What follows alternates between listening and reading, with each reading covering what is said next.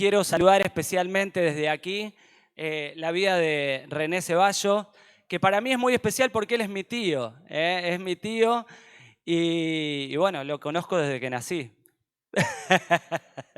Pero son esos tíos ahí bien cercanos en los que, bueno, hemos transitado toda la infancia y él fue uno de los primeros, después de mi hermana, de haber conocido al Señor junto con su familia, luego con mi mamá, mi papá y, bueno, toda mi familia a conocer al Señor. Y es un ejemplo para cada uno de nosotros también, él con mi tía, su esposa, poder dejar la comodidad, dejar Santa Fe e irse a Corrientes, a otro lugar, quizás que no se conoce, pero para ir a invertir en el reino de Dios, ir y capacitarse, ir y meterse en la misión. Y esto realmente bendice y también nos inspira a nosotros como creyentes. Amén. Así que, tío, te saludo, te honro desde acá y es un placer que puedas estar aquí también en esta tarde con nosotros. Arrancamos noviembre y se nos va el año, se nos termina el año y el 2023 parece que pasó de un abrir y cerrar de ojos. Ya de repente estamos cerca de diciembre y arrancamos noviembre como iglesia estrenando una nueva serie.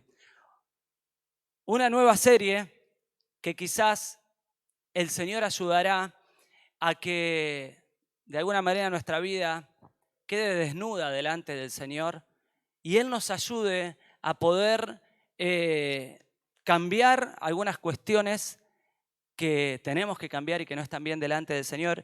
Y esta serie se llama El pecado en la iglesia y en la vida del creyente. Yo que usted en este momento me levanto y si se quiere ir puede irse. Pero es una realidad, es una realidad. El pecado dentro de la iglesia y en la vida del creyente, al cual nosotros tenemos que sacarlo fuera, echarlo fuera de nuestras vidas y no dejar que esto avance, ¿no? Mi tema en esta tarde lleva como título Le está cerrando. Pero no se lo digo a usted, va enfocado a la palabra de Dios que vamos a leer y tiene que ver con esto, con errarle a donde, bueno, nosotros tendríamos que apuntar y llegar, pero le estás errando, ¿no? Llévelo a un ejemplo de un jugador de fútbol que patea el arco y la pelota se va lejos del arco. Llévelo a un ejemplo de alguien que tira con un arco y una flecha y le erra al blanco, ¿no? Tiene que ver con eso, ¿no? Por eso vamos a ver en el libro de Hechos de los Apóstoles, porque es lo que estamos estudiando durante este tiempo, en el capítulo 8.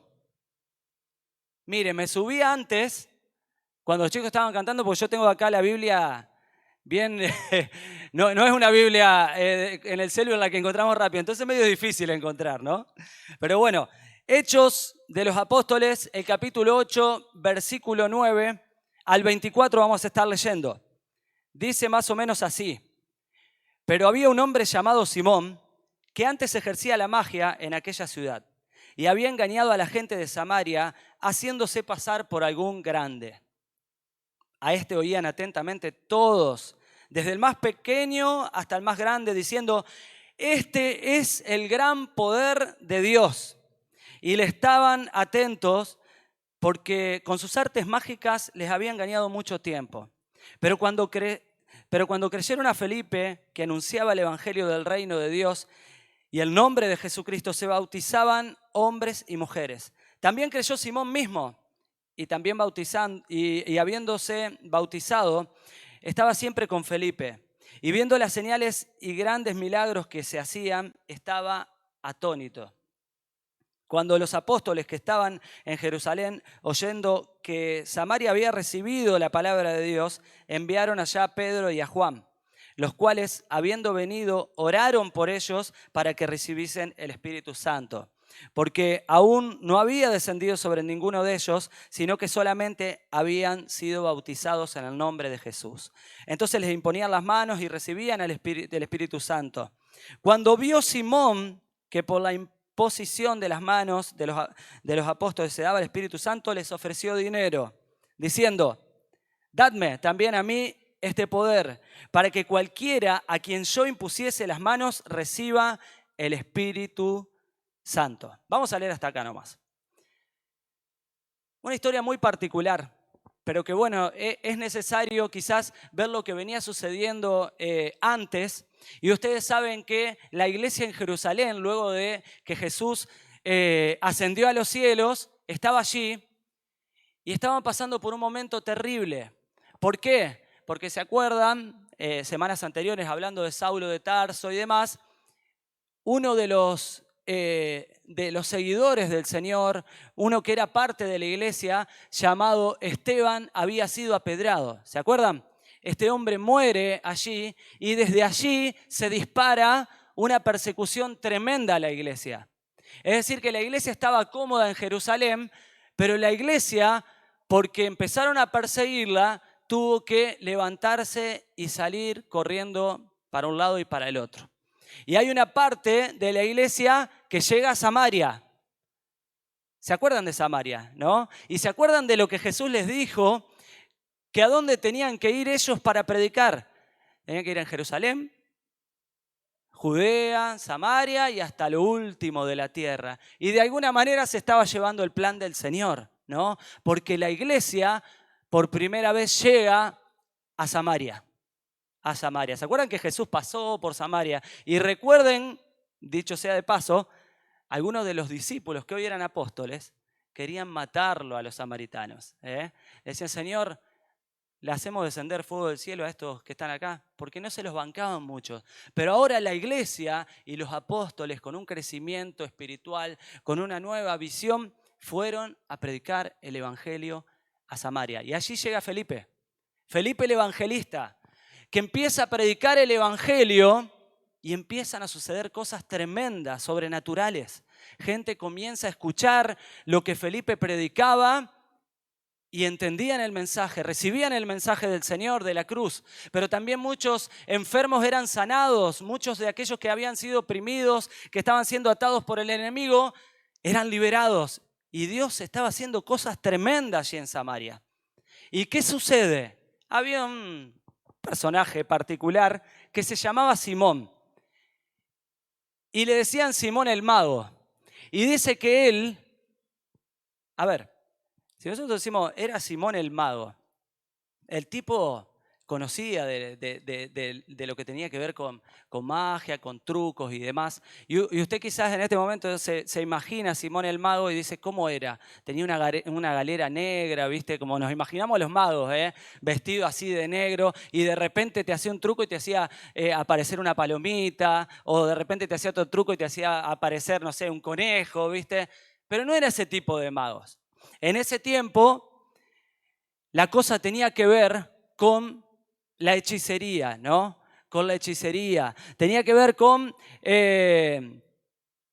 cosas que tenían que ver con demonios, ¿sí? Entonces, adivinación, todo ese tipo de ocultismo y cosas que practicaba este tipo de gente. Y esto a la gente le atraían. Imagínense la gran necesidad de Dios que había allí en Samaria, que de repente todos decían, este es el gran poder de Dios. Se conformaban con lo que este mago hacía. Algún truco de aquellos, ¿no?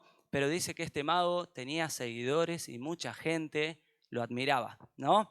Ahora, nosotros hoy vamos a hablar de un tema que no nos gusta mucho hablar y tiene que ver con el pecado. Y déjeme decirle que el pecado ha sido y seguirá siendo para el hombre un problema, un gran problema, ¿no? Porque dice que el pecado desde que entró en el hombre allí en el huerto del Edén con Adán y Eva, dice que porque el pecado entró en un hombre, por consecuencia todos nacemos en esta condición. Somos pecadores. Entonces usted de repente ve a un hombre o a un niño que nace y vos lo ves re lindo y lo querés acariciar todo, pero ese niño ha nacido en esa condición de pecador. Por eso usted se da cuenta que cuando ese niño nace, ¿qué le es más fácil? ¿Portarse bien o portarse mal? Y bueno, ¿y qué es lo más sencillo para uno? Es no hacer las cosas que Dios quiere que hagamos, ¿no? Es desobedecer a Dios. Entonces, el pecado entró en el hombre, entró a través de un hombre, y el pecado nos condena y nos separa de Dios. Usted ve versículos y pasajes muy conocidos como Romanos 3:23 que dice, por cuanto todos pecaron, están separados de Dios, destituidos de la gloria de Dios. El pecado nos separa de Dios. Y después en Romanos 6:23, ¿qué dice? Porque la paga del pecado es muerte, ¿no? La paga del pecado es muerte. Cuando nosotros nacemos con esa condición, y si no conocemos a Jesús, si Jesús no viene a nuestra vida, la consecuencia es la muerte. Estamos muertos espiritualmente y nos vamos también a una condenación sin Jesús. Entonces, ¿qué es el pecado? Si usted me lo tiene que resumir en simples palabras, podríamos decir que el pecado es, como decíamos al principio, la gente que está estudiando en IET me lo puede decir, pero de principio a fin, ¿no? Pero el pecado es como errar al blanco, lo que decíamos al principio. Es hacer, vio que cuando usted predica afuera y le preguntás a la gente, ¿qué es pecado para vos? Dice, lo malo. Y en simples palabras es eso, es hacer lo malo delante de Dios, es desobediencia a Dios, o sea, la voluntad propia contra la voluntad de Dios. Es hacer lo que Dios no quiere, ¿no? Entonces, ¿qué consecuencias trajo el pecado a la vida del hombre? ¿Qué consecuencias trajo el pecado? Muerte espiritual, podríamos nombrar culpabilidad, podríamos nombrar falta de paz, ceguera espiritual, trajo juicio, trajo castigo eterno, trajo enfermedades, infinidad de cosas que el pecado trajo a la vida del hombre. Y esto se tiene que solucionar de alguna forma. Y nosotros sabemos bien que Jesús vino, dio su vida a la cruz y pagó por cada uno de nosotros todos nuestros pecados. Pero la decisión es de cada uno de nosotros de decidir si quiero seguir viviendo una vida lejos de Dios o si quiero vivir una vida diferente o una vida nueva. Separación del hombre con Dios. Para el inconverso, el pecado, ¿qué es? Muerte espiritual. Pero para el creyente, el pecado, cuando el creyente tiene una vida de pecado, significa separación de la presencia de Dios y aún de la comunión. ¿Viste cuando vos de repente sentís que te la mandaste? ¿No? Yo me mandé un pecado, hice algo que no estuvo bien y de repente vengo a la iglesia y es como que no siento que la cosa esté igual que antes. Ya la cosa no la veo bien. ¿Por qué? Porque me doy cuenta que hay algo que me está separando y que tengo que resolver ese tema con Dios, ¿no? Entonces, ¿por qué los creyentes tenemos problemas con el pecado? No es que yo recibo a Cristo y se terminó todo y ahora es la felicidad completa y ya está todo bien. No. ¿Sabe que cuando nosotros nacemos, ¿no? Nuestra naturaleza es una naturaleza de, como nombra la Biblia, ¿no? Es una antigua naturaleza, el viejo hombre. Nacemos con eso, de hombre pecador. Ahora, esta naturaleza es el yo que se opone a Dios.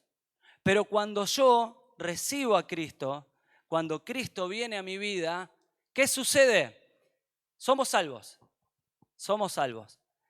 ¿Y sabe qué? Allí nace una nueva naturaleza. Una nueva naturaleza. La naturaleza no según Adán, sino según Cristo. Pero ¿qué sucede?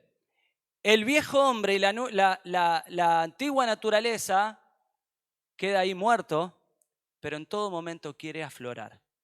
En todo momento se quiere levantar.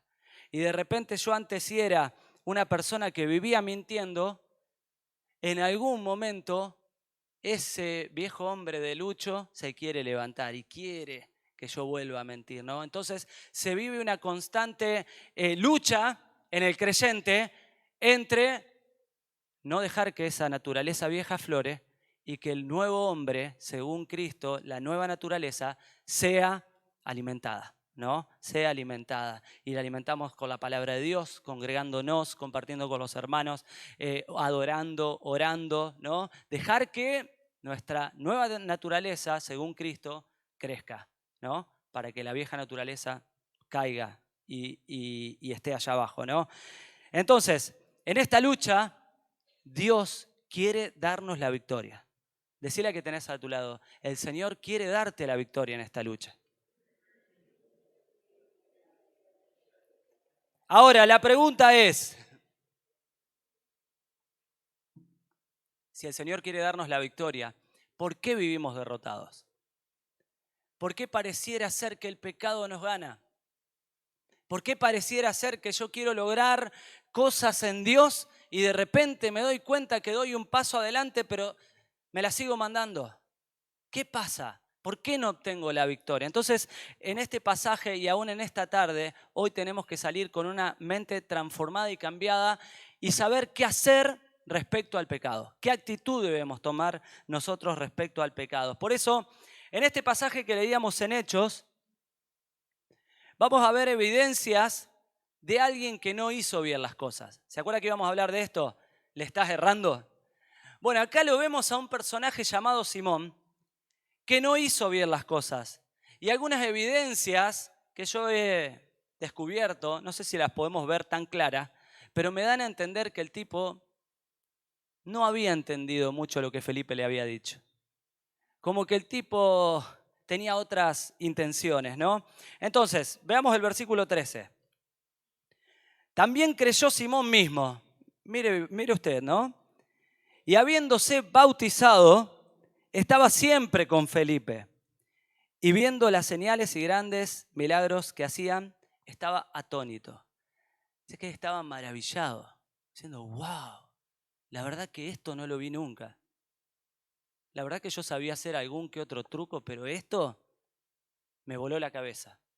Entonces dice que él, Simón, se acercó a Felipe y estaba con Felipe. Dice que en el versículo 13 dice, creyó Simón mismo y habiéndose, hasta se bautizó, estaba siempre con Felipe. Pero ¿saben una cosa?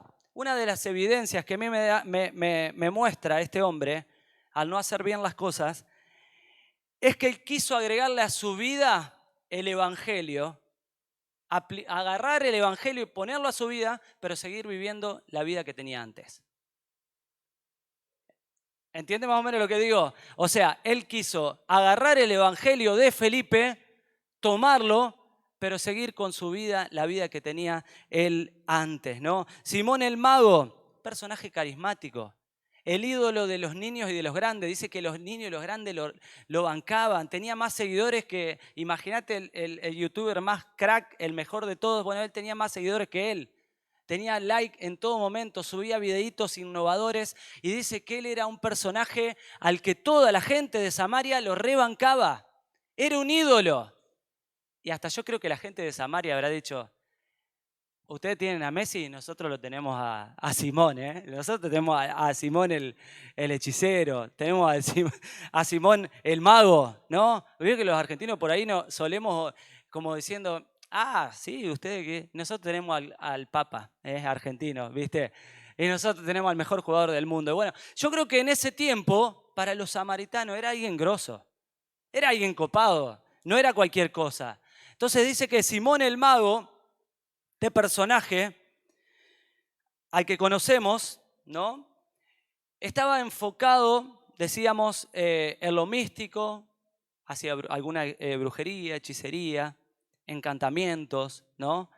Es como que detrás de lo que él hacía, los demonios actuaban. Y las personas, como decíamos recién, estaban siendo atadas por el enemigo. Por eso yo creo que Felipe cuando oró, un montón de gente se manifestó, se liberó, porque posiblemente habían sido las personas que este hombre había atado, ¿no? Con sus trucos hechiceros, ¿no? El tipo entraba en la categoría de brujería y hechicería. Ahora, hoy le vamos a dar con un caño a Simón. Hoy lo va a odiar de alguna manera. Al ver lo que Felipe, el evangelista, hacía, él habrá pensado, la verdad que lo que Felipe está haciendo me resirve. Y creo que me va a servir para añadir un nuevo repertorio a mis trucos, ¿no?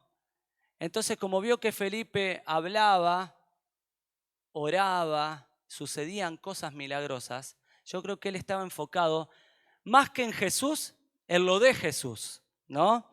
Más que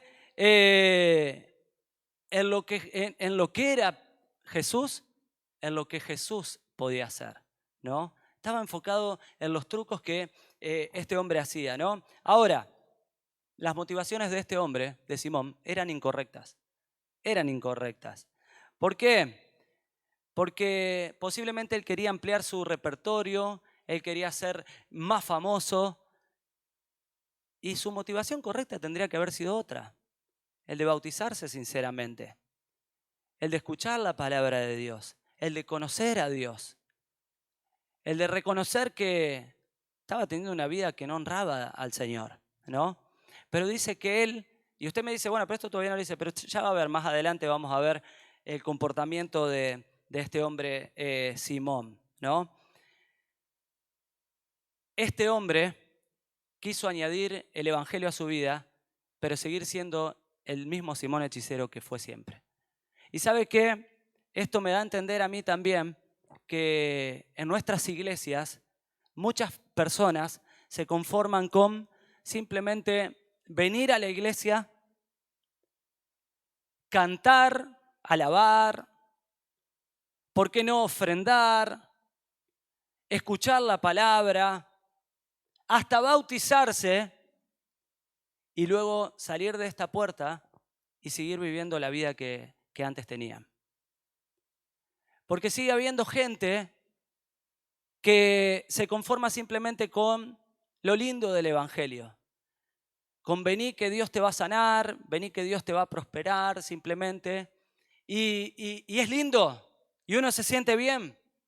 Pero no cree que el evangelio puede ser aplicable a su vida. ¿Por qué? Porque entiende que su vida es demasiado pecaminosa, entiende que hay un montón de cosas que no podría cambiar, entonces prefieren simplemente venir, acudir aquí a la iglesia y de alguna manera sentirse mejor, limpiar su conciencia y estar tranquilo. Entonces de repente cuando termina la reunión, la vida continúa y mi vida sigue siendo igual. Tengo el mismo vocabulario que siempre. Estoy esperando quizás los jueves para tener mi noche de peña y ahí ser yo, ¿no? Ahí ser yo, juntarme a tomar unos tragos con mis amigos, tener un vocabulario que no agrada al Señor, juntarme quizás con otras personas a criticar, a hablar. Entonces, de repente yo no muestro un estilo de vida transformado, veo que el evangelio no ha transformado y no ha cambiado mi vida. Simplemente adopté una religión. Simplemente hoy digo, soy cristiano evangélico, pero porque asisto a la iglesia y porque tengo una Biblia bajo el brazo. Pero mi vida no ha sido impactada por el Señor. Mi vida no ha sido transformada. Entonces, corremos el riesgo de agregarle una religión a nuestra vida y así lavar nuestra conciencia para seguir siendo iguales. Y para venir el otro domingo y de nuevo renovar esto. Y me doy cuenta que mi vida espiritual no crece. ¿Por qué? Porque el pecado esclaviza mi vida. El pecado me lleva para donde Él quiere. Satanás, ¿sabes lo que intenta hacer? Minimizar quizás alguna situación, algunas cuestiones, haciéndonos creer que la cosa no es tan grave, ¿no? Que así podemos pilotearla. ¿Vieron cómo le pasó a Adán y Eva? ¿No? Que Satanás vino y le dijo, no es tan malo lo que probá, comé. Y el enemigo quiere hacernos entender que esto no es tan grave, que esto no va a perjudicar tu vida, pero los años pasan y nuestra vida espiritual sigue estando en el mismo lugar de siempre. Y Dios quiere hacer algo, pero no puede. ¿Por qué? Porque no le doy el lugar que Él necesita para que Él pueda trabajar. Amén.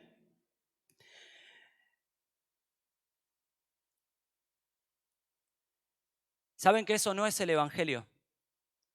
El evangelio transforma y cambia la vida. El evangelio, cuando viene a nuestra vida, la palabra del Señor, el evangelio de Cristo, que el evangelio significa buena noticia, verdaderamente nos lleva a que nuestras vidas cambien de rumbo. A que de repente si yo en una vida equivocada, lejos de Dios, caminaba para allá, cuando me encuentro con Cristo, me doy cuenta que tengo que cambiar el rumbo. Porque estaba equivocado en mi manera de pensar, en mi manera de actuar, porque había cosas, costumbres que no estaban bien y que se las tengo que entregar a Dios para que Él la pueda cambiar. Eso es el evangelio cuando viene a la vida de una persona. Seguimos viendo algunas evidencias de este hombre. Vamos al versículo 13, el que leímos recién.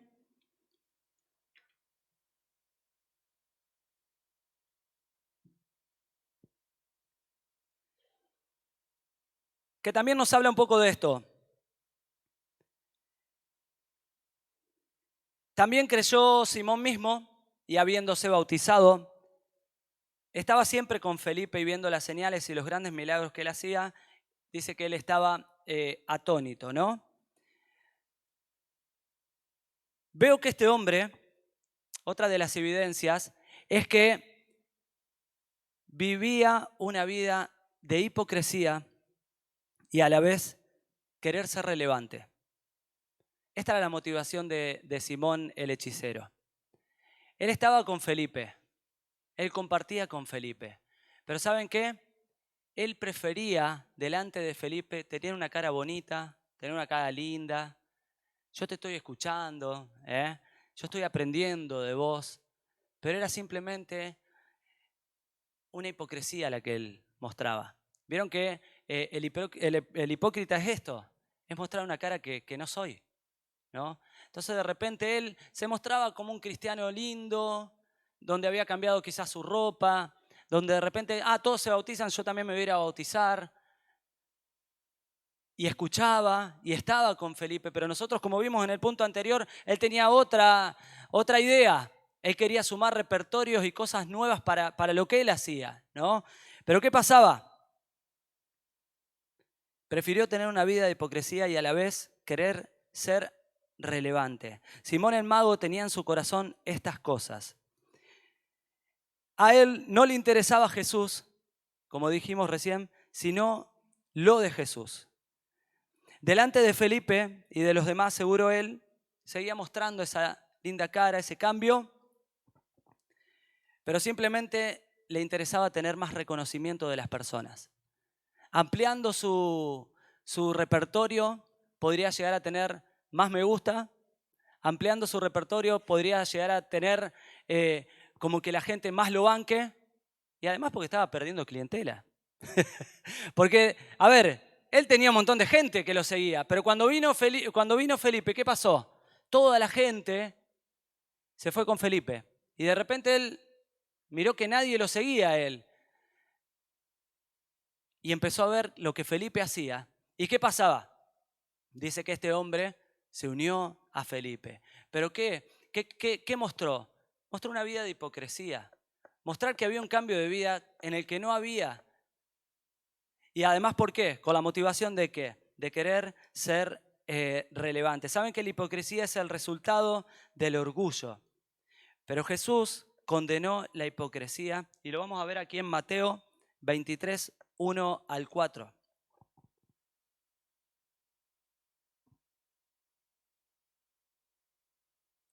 Entonces habló Jesús a la gente y a sus discípulos diciendo: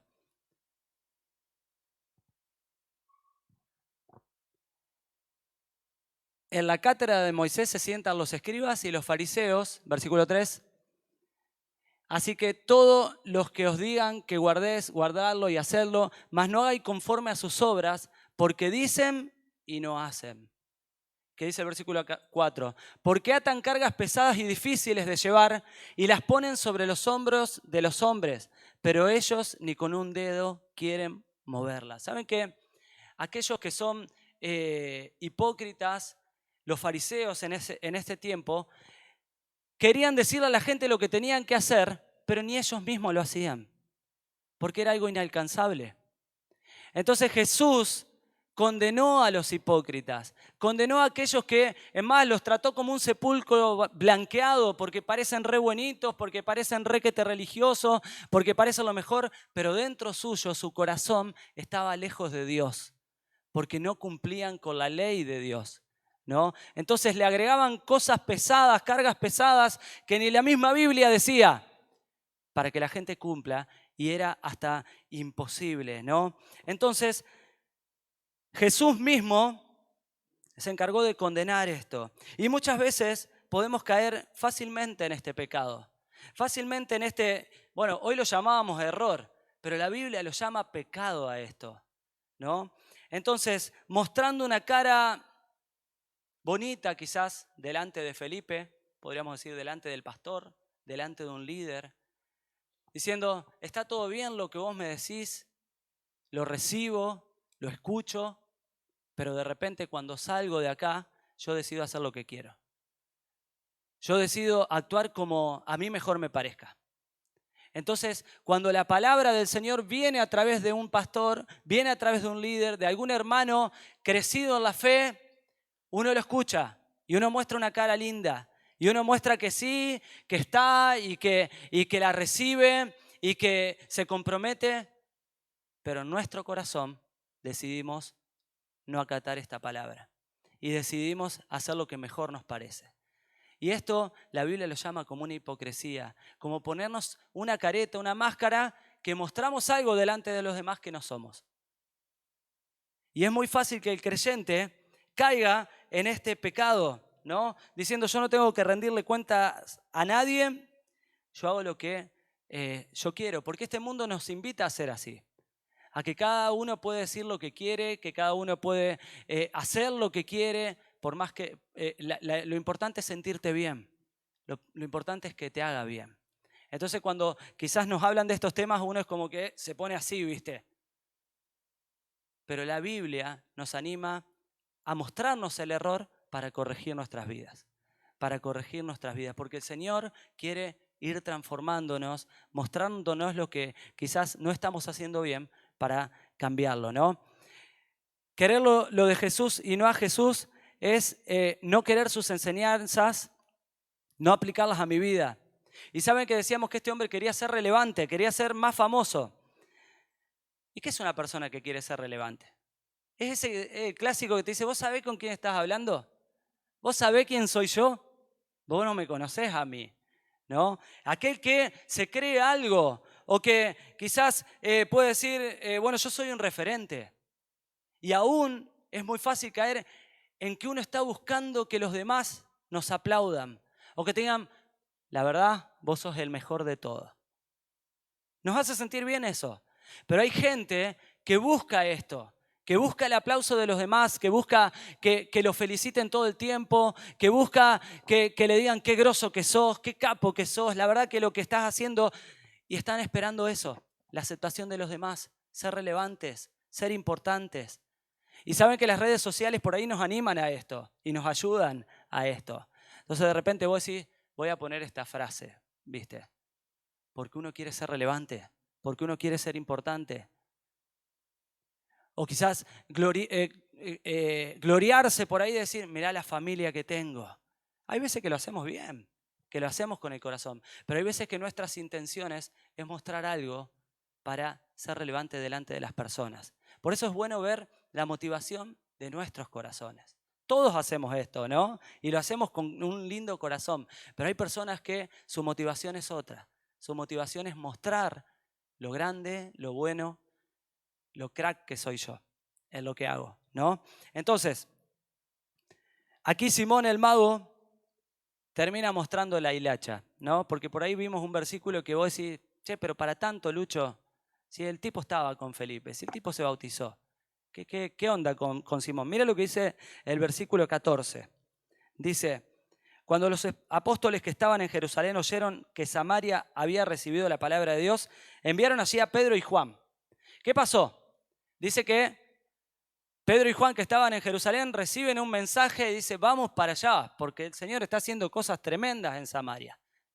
Y dice que ellos fueron y oraron para que reciban las personas al Espíritu Santo. Y ellos oraron por las personas y las personas recibían el Espíritu Santo. No sé si hablaban en lenguas, no sé qué pasaba, pero algo grande y maravilloso estaba pasando allí en Samaria. Y esto lo estaba viendo Simón.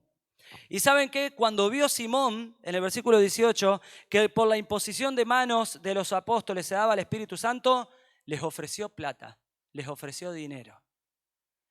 Y dice, dadme también a mí ese poder, para que cualquiera a quien yo impusiere las manos, reciba al Espíritu Santo. Entonces Pedro le dijo, yo me imagino acá a Pedro, así como poniéndose colorado, quizás levantando la voz, no sé. Pero ahí Pedro dice, tu dinero perezca contigo, porque has pensado que el don de Dios se obtiene con dinero. ¿Saben qué? Lo podemos traducir de esa manera. Muérete tú y tu dinero. Lo podemos traducir también de esta manera. Púdrete con tu dinero. ¿Vieron en las películas que por ahí las traducciones son un poquito más livianas? Pero le dijo algo así. ¿Por qué? Porque quisiste comprar algo que el Señor lo da gratuitamente a quien Él quiere, ¿no? Entonces, el versículo 21 dice, no tienes tu parte ni suerte en este asunto, porque tu corazón no es recto delante de Dios. Arrepiéntete, pues, de esta tu maldad y ruega a Dios si quizás te sea perdonado el pensamiento en tu corazón. Tremendo. La hipocresía, ¿saben qué? Tarde o temprano sale a la luz. Porque uno puede mostrar una cara bonita, uno puede mostrar que hay una vida cambiada y que estoy adaptado a la religión y que yo ahora, Felipe, te sigo y te escucho y todo, pero en un momento la hipocresía sale a la luz y cae esa máscara de la cara de este hombre, ¿no? Y tiene esta actitud de querer comprar esto con dinero. Seguramente este hombre tenía mucha plata. Pero plata por lo que le había robado a toda la gente de ahí de Samaria, haciendo los trucos, ¿no? Pero tenía con qué comprarlo. Pero estaba totalmente equivocado, ¿no? Entonces, Pedro le dice, tomátela de acá, pudrite vos y tu dinero, ¿no? No querés servir, no querés bendecir, no querés dar, sino que querés todo para vos y solo para vos, le dijo de alguna manera Pedro, porque solo buscás fama pensando en vos mismo. La motivación de Simón no era simplemente servir, ser parte del reino de Dios, ser parte de la iglesia, sino que la motivación de él era ser un mago más grosso, aprender más cosas. Entonces quiso agarrar el evangelio para su beneficio, ¿no? Entonces, esta podemos ver que es otra de las evidencias de que este hombre le erró. Y la última evidencia, y con esto terminamos, es no tener un verdadero arrepentimiento delante de Dios. ¿Qué tengo que hacer yo frente al pecado?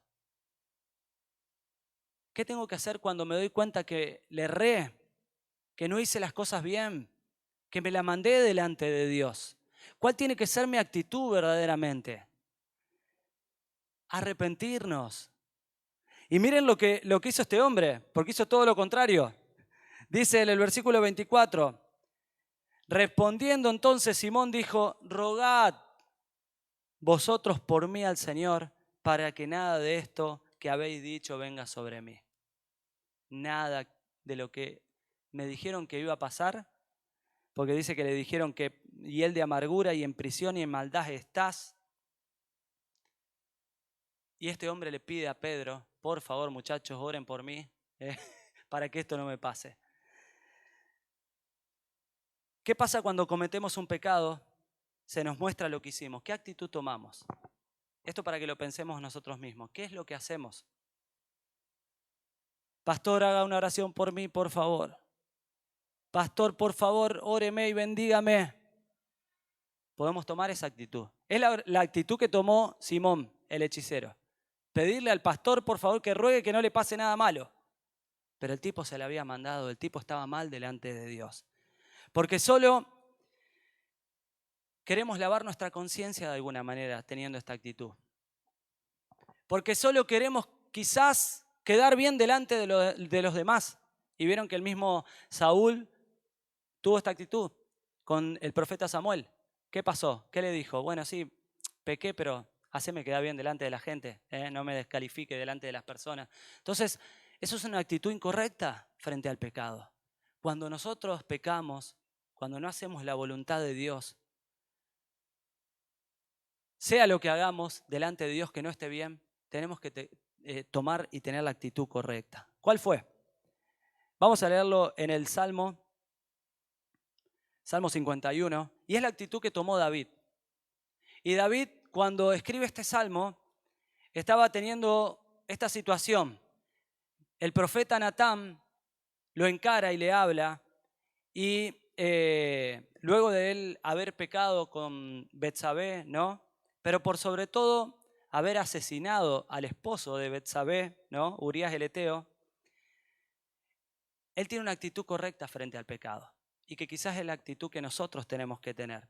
Y dice el versículo 1, ten piedad de mí, oh Dios, conforme a tu misericordia, conforme a la multitud de tus piedades, borra mis rebeliones.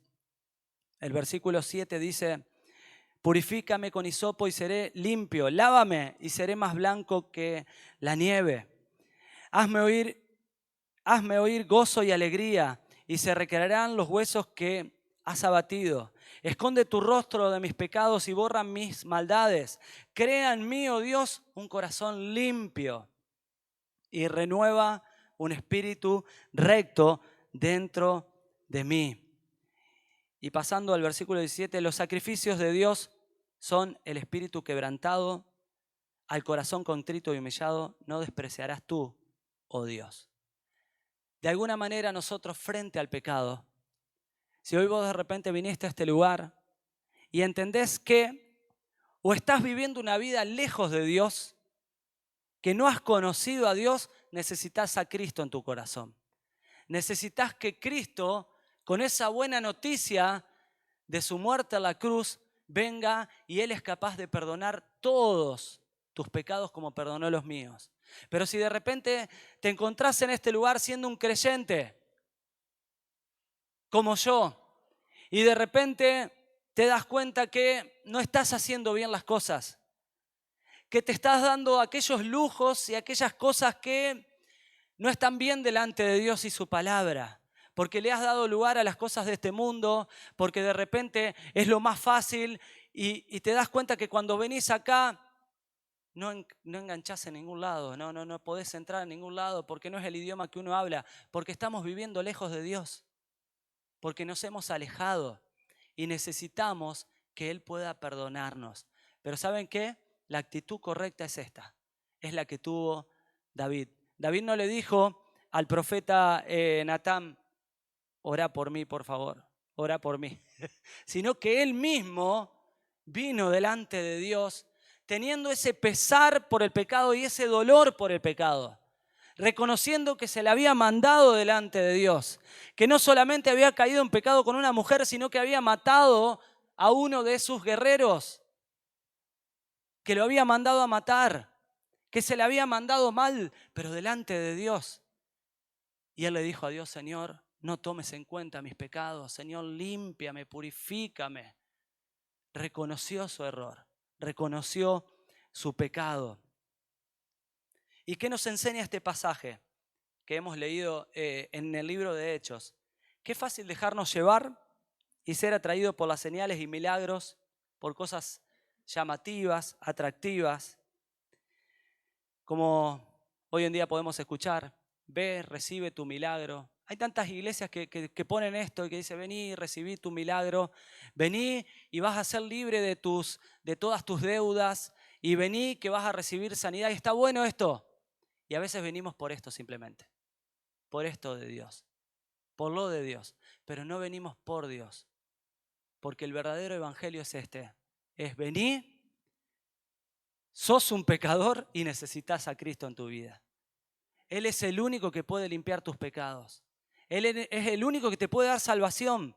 Él es el único que te puede dar verdadera libertad, pero lo necesitas a Él.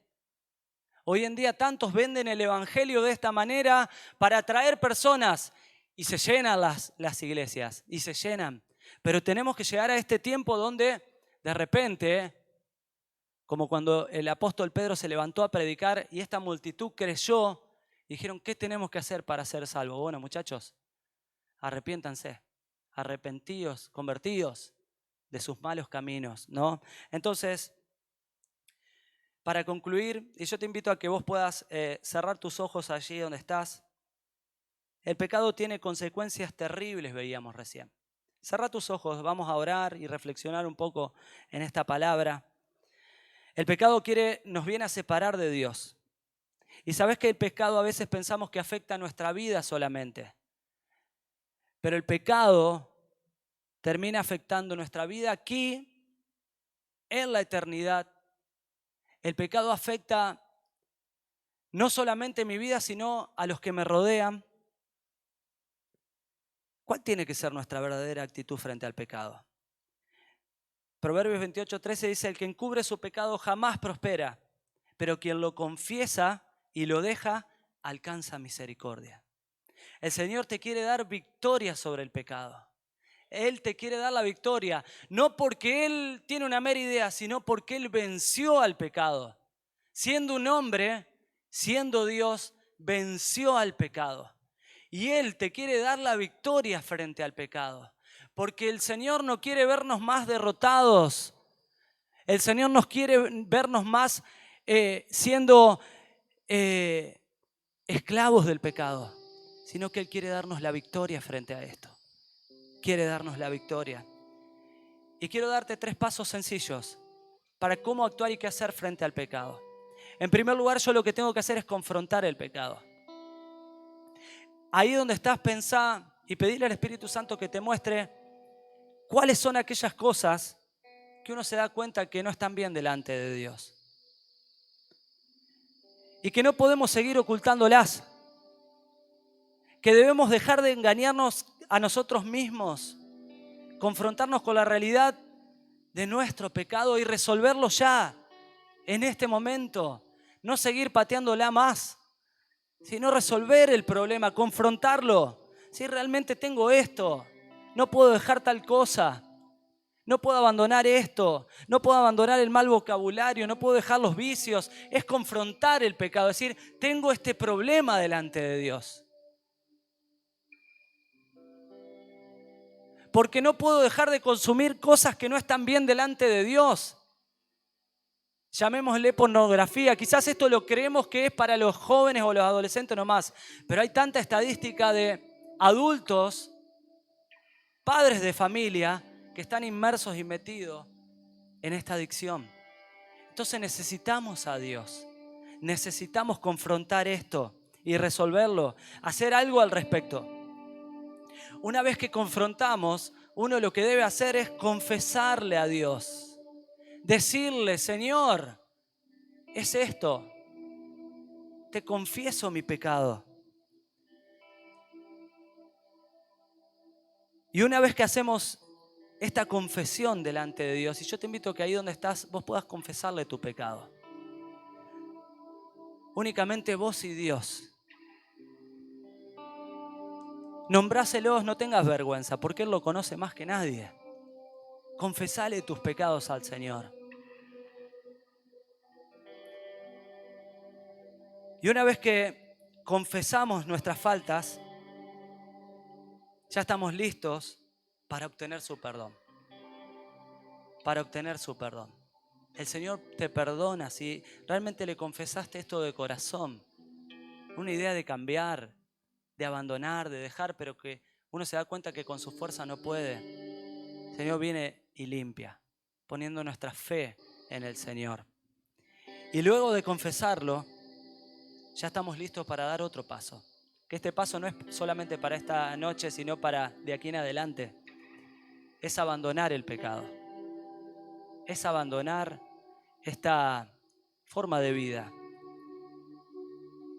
Es abandonar aquellas actitudes, aquellos hábitos que sabemos que no están bien delante de Dios. Recibimos su perdón. Sus palabras son las mismas de siempre. No peques más. No peques más. Palabras de Jesús. Pero solo luego de confrontar y confesar nuestros pecados delante de Dios estaremos preparados ¿para qué? Para abandonarlo. Luego de confrontar, de confesar y abandonar nuestro pecado, el resultado será una vida limpia, una vida lavada, perdonada, dispuesta a disfrutar de ese acceso que solamente los hijos de Dios podemos tener. Estar en la presencia de Dios. Estar cara a cara, saber que no hay nada que nos está separando de Dios. Y aun cuando volvamos a cometer un pecado, nuevamente poder arrepentirnos y pedirle perdón, porque el pecado lo vamos a seguir cometiendo, pero la idea es no practicarlo deliberadamente. La idea es ir con la ayuda del Espíritu Santo, con el Señor en nuestras vidas, ir siendo más como Cristo. Abandonando el pecado y dejando que Cristo crezca más en nuestras vidas. Amén. Señor, te damos gracias por tu palabra.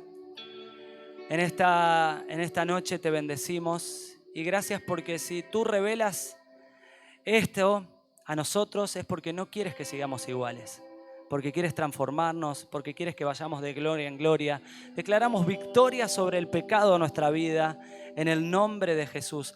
Tú nos das la completa victoria, Señor, en el nombre de Jesús. Gracias por el perdón de nuestros pecados. Gracias, gracias porque la sangre de Cristo me limpia de todo pecado, Señor. En el nombre de Jesús. Amén. Amén. Y en esta noche, luego de ser confrontados con la palabra de Dios,